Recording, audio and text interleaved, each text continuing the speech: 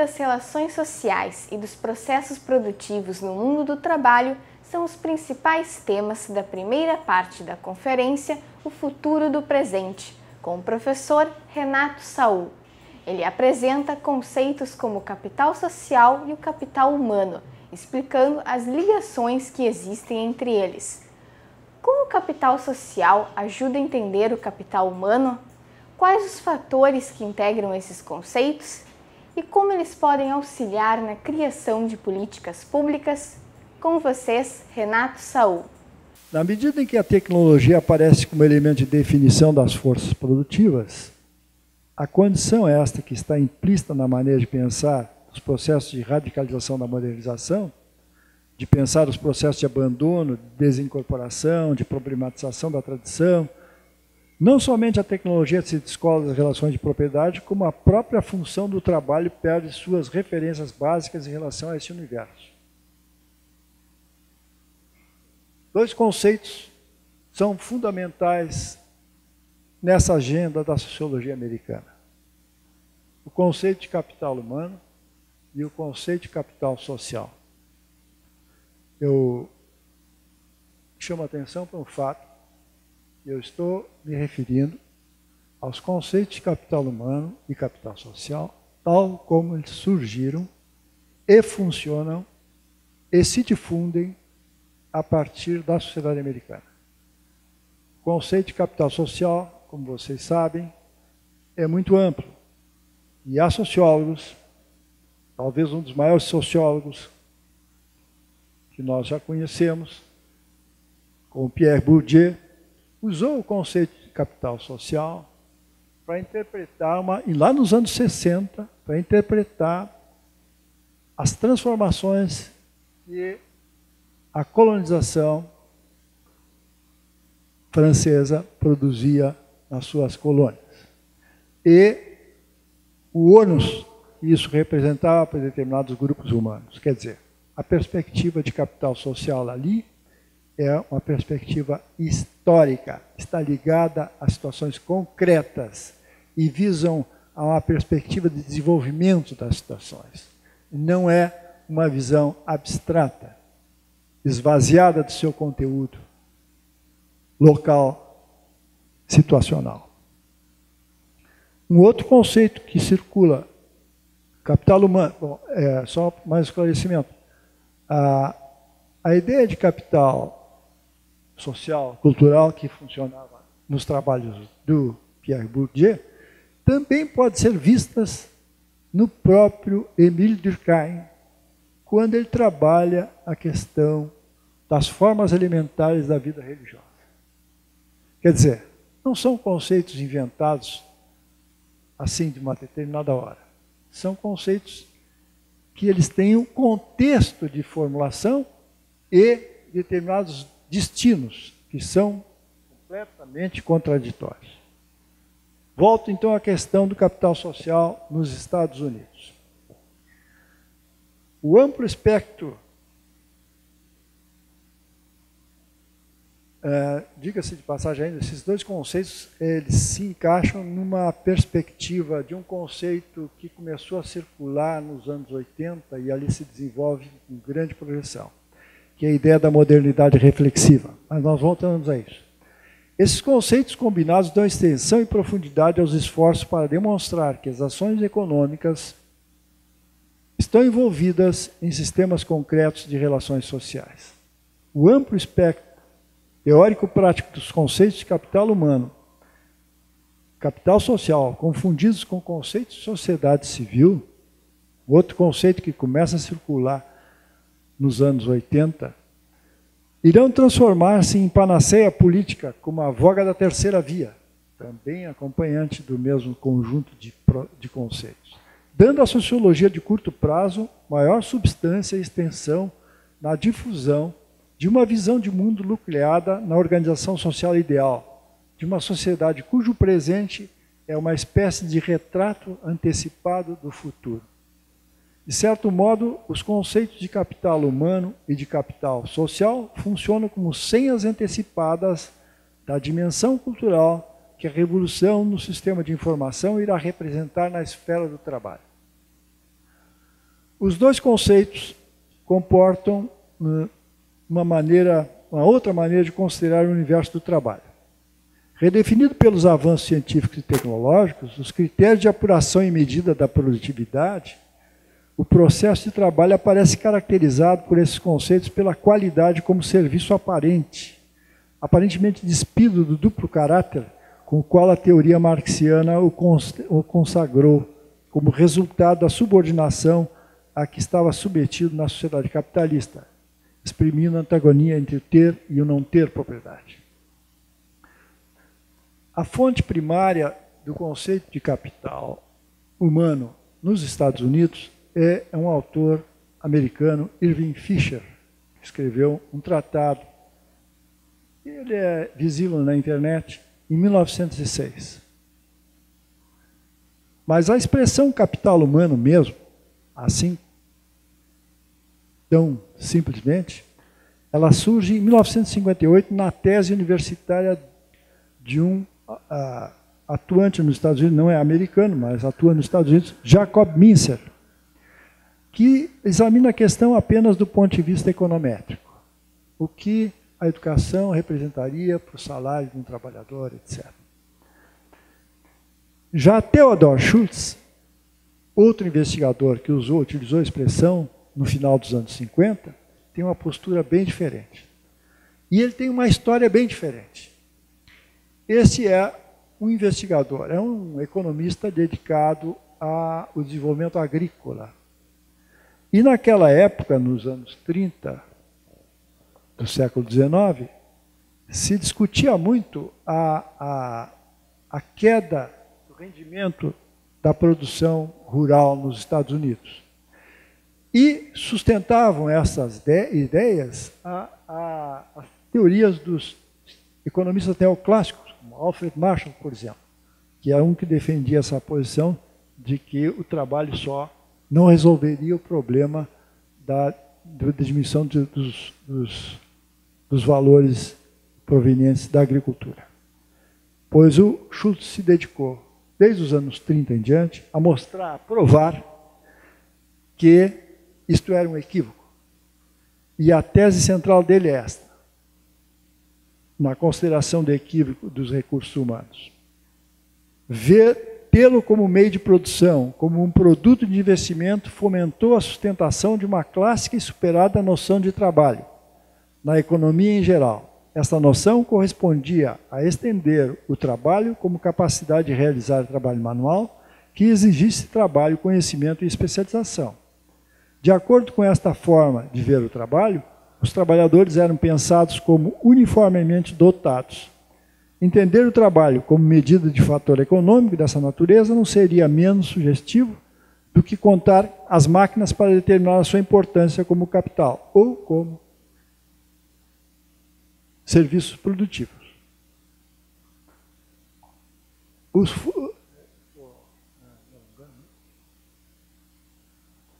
Os estudos sobre o capital humano difundiram com extraordinária velocidade nos Estados Unidos.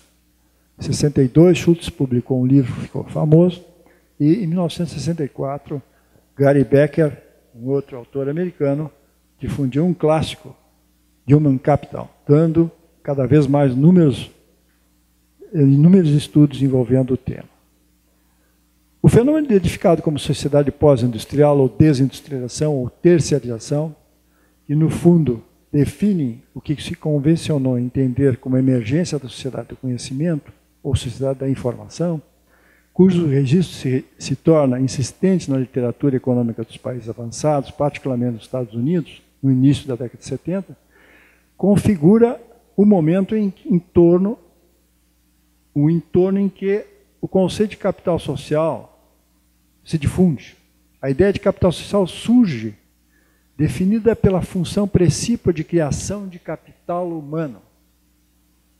Ou seja, o conceito de capital social serve de instrumento para a identificação da substância coletiva do conhecimento embutida no capital humano e funciona, portanto, de modo a caracterizar o campo do que é comum, ou seja, do que é de domínio público, e que necessita de uma organização suficientemente ágil e apta para controlar a sua aplicação e assim torná-lo útil para toda a sociedade.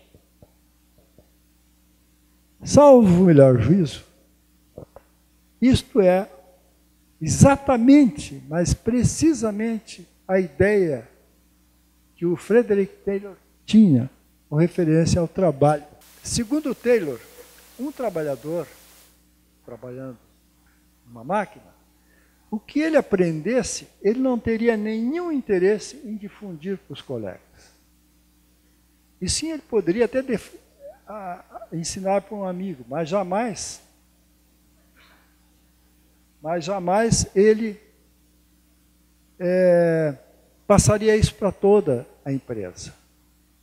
Então, o Taylor sugere isso, ele diz num depoimento que dá no Congresso americano, em função de acusações que ele sofreu, em função de que estaria exercendo uma pressão muito grande sobre os trabalhadores. Isso é uma forma de apropriação pública do conhecimento do trabalhador. A segunda parte ele não explica, que essa apropriação pública se dá por quem? Pela empresa. Então a noção de capital social é a noção pública onde se reúne os conhecimentos contidos no capital humano. E isso torna o processo de trabalho uma coisa secundária na consideração. O que interessa é o processo de apropriação desse tipo de conhecimento. O que parece realmente decisivo nas diferentes incursões exploratórias em torno do conceito de capital social é a persistência com que se investe na ideia de que ele, ademais de representar a expressão central de uma substancial transformação experimentada pela sociedade contemporânea, essa transformação é traduzida frequentemente em termos de um movimento de desmaterialização do processo produtivo, que se reflete no plano das relações sociais. Ele também assume o caráter de elemento estratégico no encaminhamento dos problemas relacionados com o desenvolvimento político e social na fase pós-decadência das alternativas correspondentes ao socialismo e ao laissez-faire. Isto é uma substância teórica da rota política alternativa, a terceira via. Não é acidental que esse projeto de mudança social orientada, construído no interior de uma obra revestida do sentido de um tratado geral de teoria social, como foi o caso do livro do James Coleman, Foundation of Social Theory, parece servir de linha de convergência para um conjunto de questões que circulam em diferentes meios e se refletem na discussão em torno do terreno das ciências sociais. O conceito de capital social é peça central da arquitetura sociológica do novo milênio. Emana do próprio núcleo do pensamento sociológico americano a concepção do sistema social e a preocupação mais recente com a relação micro-macro. Como modelo de troca dentro do sistema de ação social, a ideia de capital social funciona como um instrumento conceitual para operar a conjugação de duas vertentes teóricas descritivas, interpretativas da ação social. Uma manipulada pela maioria dos sociólogos, que entendem a ação social dirigida por normas, regras e obrigações, e outra pela maioria dos economistas, que veem as ações dos atores como independentes e orientadas para o interesse próprio. Em certo sentido, ele tende a transformar-se em paradigma da ação racional, no interlíngua das ciências sociais.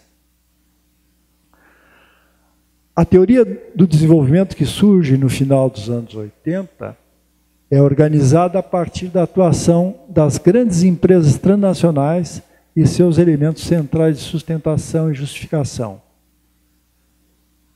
social, tanto social quanto política. Estão fundamentados no viés culturalista construído basicamente através de conceitos como de capital social e sociedade civil, que funcionam como instrumentos privilegiados de caracterização das diferentes formas de desenvolvimento registrado tanto no plano regional quanto nacional e local.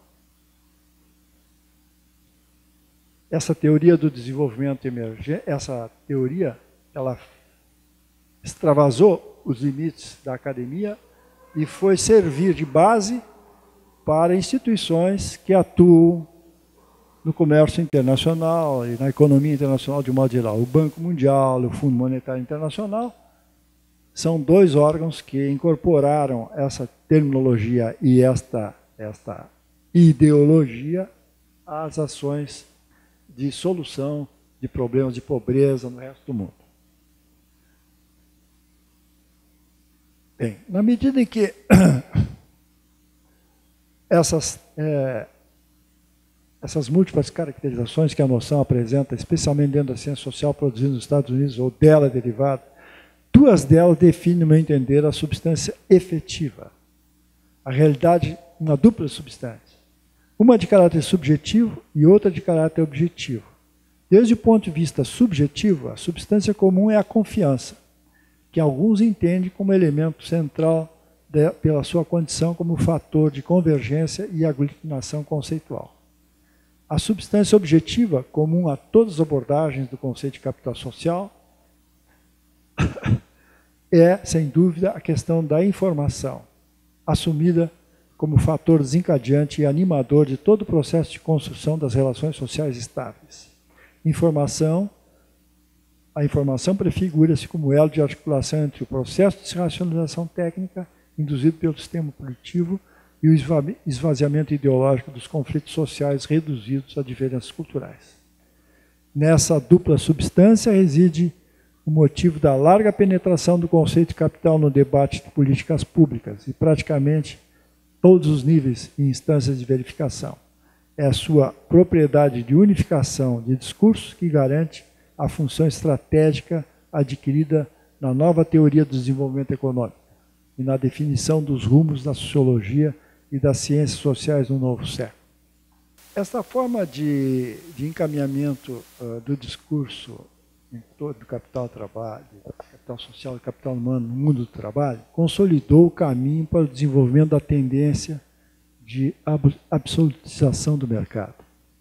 É importante assinalar o propósito de que a noção de tempo prevalecente no movimento da revolução tecnológica em curso, que afeta todos os setores de atividades, econômicas ou não, impondo ritmo e intensidade diferentes à vida de um modo geral, não se define dentro da lógica empresarial, pelo desenvolvimento técnico e pelas inovações técnicas, mas sim é pautado pelo tempo até o mercado.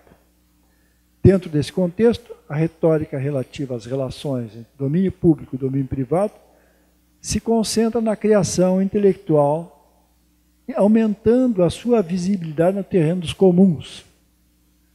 É também este momento que se desenha a linha de contorno principal da crise dos modelos de interpretação sociológica da realidade que se caracterizou no final do século XX. Você assistiu à primeira parte da conferência O Futuro do Presente, com o professor Renato Saul. Na semana que vem, você confere a segunda parte dessa palestra. Obrigada pela sua companhia e até a próxima.